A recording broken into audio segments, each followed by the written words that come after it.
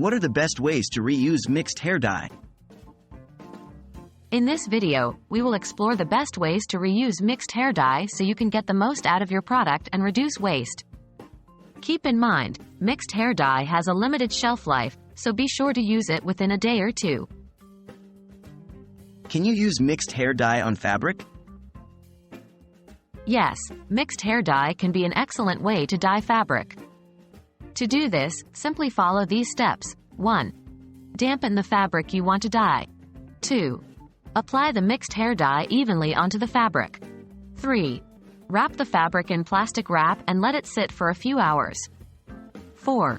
Rinse the fabric under cold water until the water runs clear. 5. Wash and dry the fabric as you normally would. Remember to use gloves and cover your work area to avoid staining. Can you use mixed hair dye on paper or canvas? Absolutely. You can create unique artwork using mixed hair dye. Try these techniques. 1.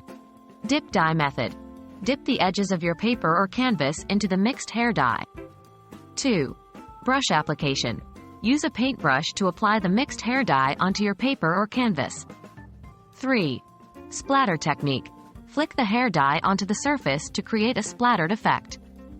For a longer lasting result, consider using a fixative spray on your artwork. Can you use mixed hair dye to create colorful candles? Yes, you can make vibrant candles using mixed hair dye. Follow these steps. 1. Melt candle wax in a double boiler. 2.